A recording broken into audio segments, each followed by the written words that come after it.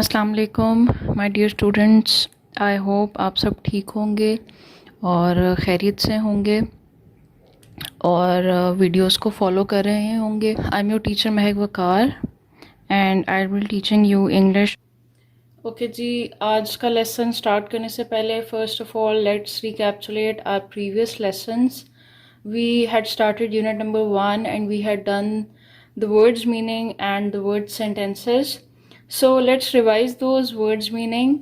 First word was frostbite. Frostbite is a disease that is caused especially on your toes due to severe cold. बहुत सर्दी की वजह से जब आपके बॉडी पार्ट्स ख़ास तौर पे आपके पाँव की उंगलियां बहुत ज़्यादा ख़राब हो जाती हैं और मूवमेंट के काबिल नहीं रहती हैं, तो that's called frostbite. Second word is explorer. Explorer is a person who explores something. खोजी जिसको हम लोग कहते हैं, ठीक है, ऐसा आदमी जो किसी मुहिम पे जाता है किसी चीज़ की तलाश में, that person is called an explorer. Next word was bumpy. Bumpy means full of jumps, ठीक है, not very smooth surface, a very rough surface is called bumpy. The next word is satellite. Satellite means सयारा, ठीक है. The next word was compass. Compass is a device that helps to see directions, ठीक है. Directions को show करने के लिए जो डिवाइस यूज़ की जाती है उसको हम कंपस कहते हैं. For example north west south east show करने के लिए एक वॉच की तरह की डिवाइस होती है जो कि कंपस कहलाती है. नेक्स्ट वर्ड वो स्लेज. स्लेज ऐसी गाड़ी जो कि बर्फ़ के ऊपर चलाई जाती है, which is made up of would. The next word is equipment. Equipment means any instrument, कोई भी मशीन, कोई भी instrument is called equipment. The next word was expedition. Expedition which is also the name of your unit. Expedition means कोई भी मुहिम, कोई भी short journey, ठीक है. And the last word was Cliff. Cliff होती है किसी भी समुंदर के किनारे पे जो छोटी पहाड़ियाँ होती हैं, that those are called cliffs.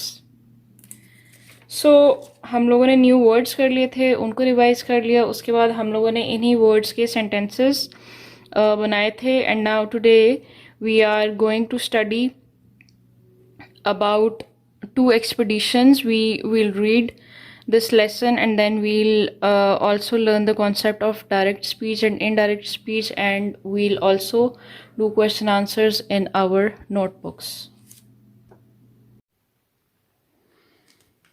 अच्छा जी, we are going to start lesson number 3 of unit number 1, 2 expeditions.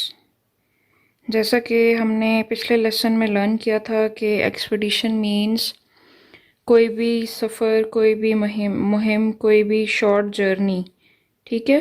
So 2 expeditions. अगर आप नीचे देखें तो आपको लेसन में 2 टेक्स्ट्स नज़र आ रहे हैं, फर्स्ट एंड सेकंड. इसमें हम लोग जो है वो डिफरेंट एक्सपीडिशंस के बारे में स्टडी करेंगे और देखेंगे कि कौन कौन से इसमें एक्सप्लोरर्स हैं और वो कहाँ कहाँ पे गए हैं और कौन कौन से प्लेसेस उन्होंने एक्सप्लोर किए हैं और उन्होंने अपनी एक्सपीडिशन को किस तरह से जो है वो सर किया, ठीक है. So let's get started. Read and match each text to a picture and a map. Okay जी, फर्स्ट पिक्चर है आपके पास कॉन्टिनेंट ऑस्ट्रेलिया की पिक्चर है और आपको यहाँ पे पॉइंट आउट किया गया है कि इसके बिल्कुल साथ साथ जो है वो पैसिफिक ओशन रन करता है. Second picture is of Canada. Canada में आपको यहाँ पे नॉर्थ पोल पॉइंट किया गया है, ठीक है, जहाँ पे बहुत ज़्यादा ठंड होती है और temperature is in minus. It's very freezing cold here और यहाँ पे पैसिफिक ओशन है. उसके बाद थर्ड पिक्चर में you can see 2 people who are going on an expedition. they are wearing very warm clothes, ठीक है, और उनके पास एक स्लेज भी है, ठीक है. और लास्ट पिक्चर में there is a person who is rowing a boat in an ocean. ठीक है, अब आपने करना क्या है, आपने इस टेक्स्ट को रीड आउट करना है और आपने देखना है कि कौन सा जो पैराग्राफ है वो इस पिक्चर के ऊपर फिट बैठता है, यानी कि आपने पिक्चर को टेक्स्ट के साथ मैच करना है। ठीक है, हम क्या करेंगे कि हम रीड आउट करेंगे और फिर हम लोग टेक्स्ट के अंदर ब्रैकेट्स डाल लेंगे और ए बी सी या डी हम लोग राइट डाउन कर देंगे, जिससे पता चलेगा कि ये पिक्चर के साथ टेक्स्ट मैच हो रहा है। So let's read out the paragraph. Not all children say to their mother, "Phone us from the North Pole, Mum," but Anne Daniel's 3 children said that to her just before she set off on her expedition. So आपको इस paragraph से पता चल रहा है कि N Daniel एक explorer है जो कि नॉर्थ पोल के ऊपर, नॉर्थ पोल की एक्सपीडिशन के ऊपर जा रही है और उसके बच्चे उसको कह रहे हैं कि आपने जब आप वहाँ पे पहुँच जाएं तो आपने हमें अपने पहुँचने की इत्तला दे देनी है, आपने हमें फ़ोन कॉल के ज़रिए बता देना है कि आप नॉर्थ पोल पे पहुँच गई हैं। ठीक है। 3 months later, in June 2002, she phoned her family on a satellite phone to say, "I'm here at the North Pole."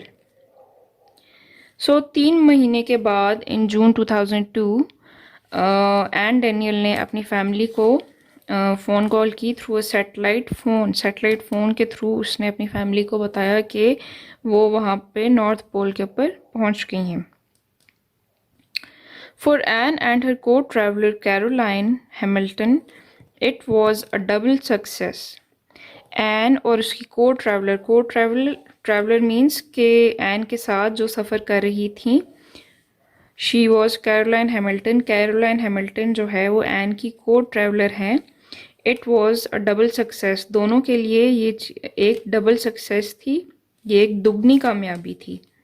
They were the first all women team to walk to the North Pole, ये दोनों सबसे पहली women team थी जो कि north pole को जिन्होंने सर किया। They had already walked to the South Pole, और इससे पहले ये लोग साउथ पोल के ऊपर भी जा चुकी हैं दोनों। Their North Pole expedition was very difficult, अब वो बता रहा है कि उनकी जो नॉर्थ पोल की एक्सपीडिशन थी उसमें उनको क्या क्या मुश्किलात पेश आईं। So their North Pole expedition was very difficult, उनकी नॉर्थ पोल की जो एक्सपीडिशन है, नॉर्थ पोल का जो सफ़र है वो बहुत मुश्किल था। It was hard to pull their heavy sledges, बहुत ज़्यादा मुश्किल हो रही थी उनको स्लेजेस को मूव करने में, क्योंकि वो बहुत ज़्यादा हैवी थे, उन पर बहुत सामान था। ठीक है, और जो आइस है वो बहुत ज़्यादा बम्पी थी, बहुत ज़्यादा उसमें बम्प्स थे। The ice was not flat but bumpy, ice was not flat but bumpy means के जिस तरह से एक सड़क होती है बहुत ज़्यादा ख़राब होती है तो उसके ऊपर जब हम जाते हैं तो बहुत ज़्यादा जंप्स भी लगते हैं, तो बिल्कुल इसी तरह से आइस जो है वो फ्लैट सरफेस नहीं थी, उसके ऊपर बहुत ज़्यादा जंप्स लग रहे थे, तो स्लेजेस को मूव करना बहुत ज़्यादा मुश्किल हो रहा था। अब उसने एक एग्जांपल दी है किस तरह से आइस थी, like a sheet on your bed after a sleepless night, बिल्कुल इसी तरह से आइस में बम्प्स थे, बिल्कुल इसी तरह से जैसे जब आप सोते हैं और सो के उठते हैं तो आपकी बेडशीट बिल्कुल जो है वो ख़राब हालत में हुई होती है, it is full of bumps. तो बिल्कुल आप इस तरह से अंदाज़ा लगा लें कि एक ख़राब हुई हुई बेडशीट होती है, इस तरह से आपकी आइस के ऊपर बम्प्स थे। It was not a flat surface, said one explorer, एक एक्सप्लोरर ने कहा। It was very cold, -50 degree Celsius. अब आपको पता होगा कि जब टेम्परेचर माइनस में चला जाता है तो जैसे जैसे टेम्परेचर माइनस में इंक्रीज़ करता जाता है उसी तरह से आपका जो है वो टेम्परेचर बिल्कुल फ्रीजिंग कोल्ड हो जाता है, टेम्परेचर उस तरह से बढ़ता जाता है, माइनस में टेम्परेचर फ्रीज होता जाता है और बहुत ज़्यादा ठंडक होती जाती है। ठीक है,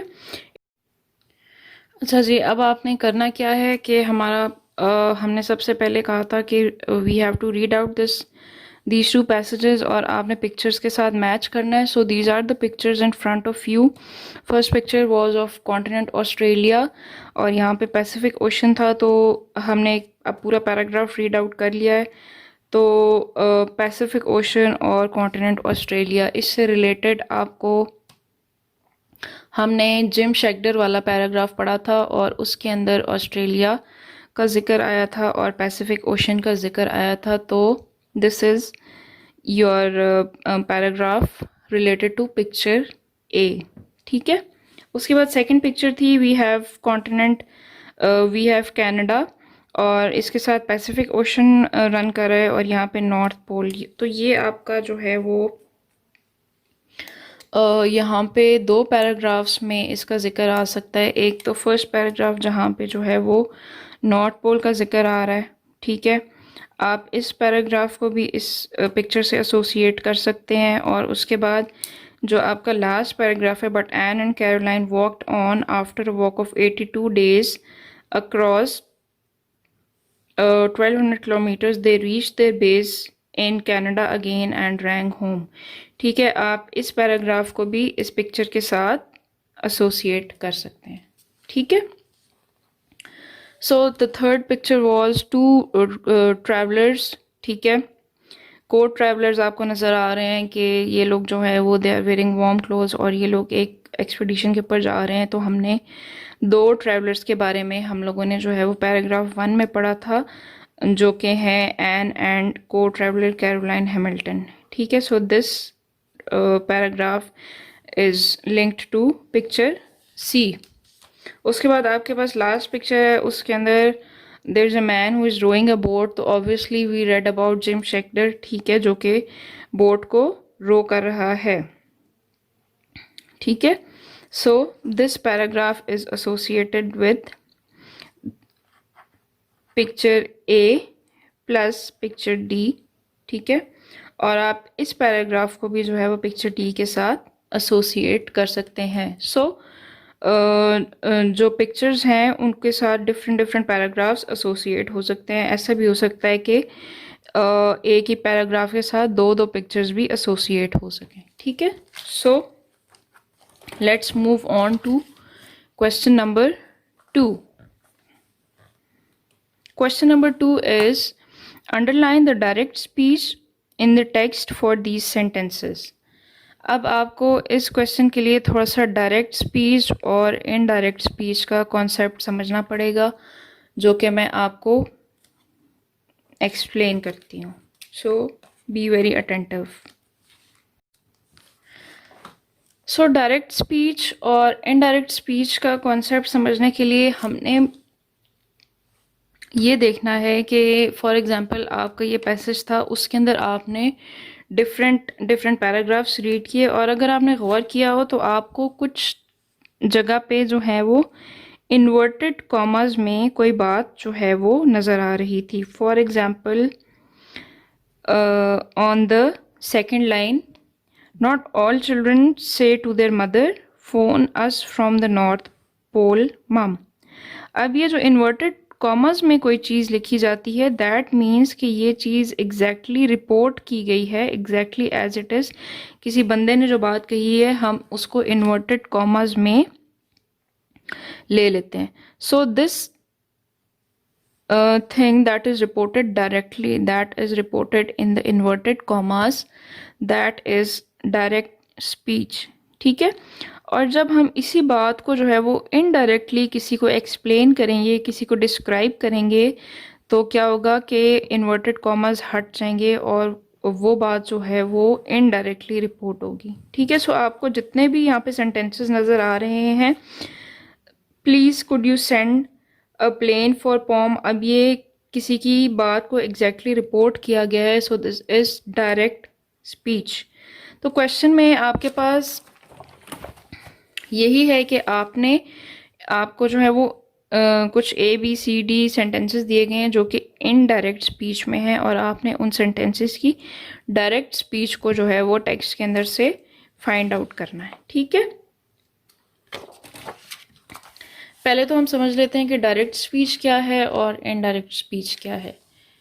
direct speech describes when something is being repeated exactly as it was, usually in between inverted commas. मैंने आपको बताया कि कोई भी चीज़ को एग्जैक्टली जब एक्सप्लेन किया जाता है, रिपोर्ट किया जाता है, तो इन्वर्टेड कॉमर्स में बात आ जाती है। ही सेज, उसने कहा, आई एम इल, मैं बीमार हूँ। ठीक है, अब उसकी बात को एग्जैक्टली इन्वर्टेड कॉमर्स में लिखा गया है, तो this is direct speech. She says she sang a song, उसने कहा मैंने गाना गाया। He said I am coming, उसने कहा मैं आ रहा हूँ। ठीक है, अब ये सारी स्पीचेस जो हैं वो बंदों की बातें हैं जो कि डायरेक्टली इन्वर्टेड कॉमर्स में एज इट इज़ जो उन्होंने कही थी उनको रिपोर्ट किया गया।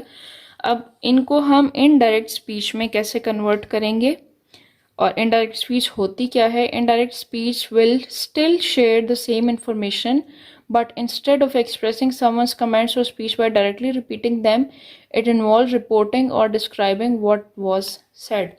यानी कि इनडायरेक्ट स्पीच में हम उसको डिस्क्राइब कर देते हैं उस बात को कि उसने कहा कि मैं बीमार हूँ।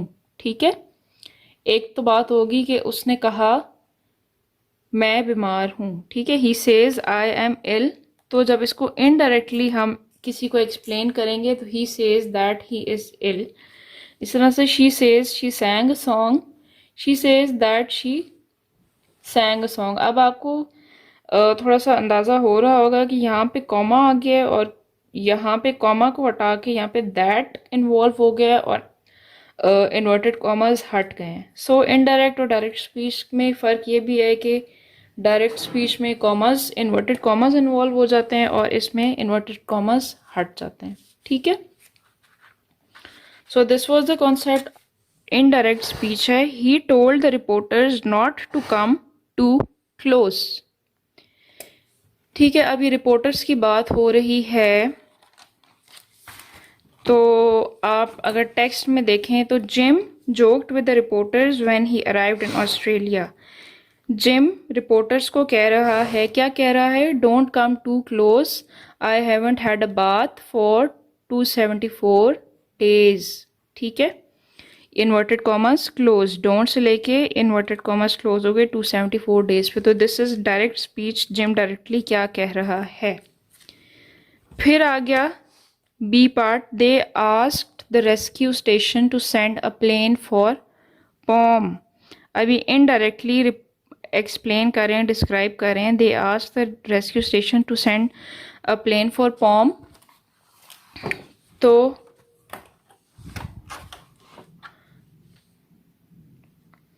ये आ गया, please could you send a plane for Pom, inverted commas close, they asked. ठीक है, ये हो गई इसकी direct speech. Then the third one is Ann's children had asked her to ring them from the North Pole. अब ये भी indirectly explain कर रहे हैं और इसकी डायरेक्ट स्पीच क्या होगी कि एन के चिल्ड्रन ने एग्जैक्टली क्या बात कही अपनी मदर से, तो वो बात है phone us from the North Pole mum. ये आ गई आपकी डायरेक्ट स्पीच। ठीक है, इन्वर्टेड कॉमर्स में। और आपका लास्ट पार्ट है, he told the people on the beach not to help him. He told the people on the beach not to help him. अब ये जिम शेगडर की बात हो रही है कि उसने अपने हेल्पर्स को मना कर दिया, डोंट हेल्प मी। अभी उसकी बात को एग्जैक्टली इन्वर्टेड कॉमर्स में रिपोर्ट कर रहा है, एग्जैक्टली इन्वर्टेड कॉमर्स में समझा रहा है, he called to the helpers on the beach. ठीक है, सो मैंने आपको एक्सप्लेन कर दिया कि ए बी सी और डी पार्ट किस तरह से होंगे। आप लोगों ने जो है वो अपने टेक्स्ट के ऊपर उसको नंबरिंग कर लेनी है, कौन से सेंटेंस को ए देना है, बी, सी और डी। ठीक है, सो हम लोग का क्वेश्चन नंबर 2 हो गया। क्वेश्चन नंबर 3 के लिए आप थोड़ा सा समझ लें, आपने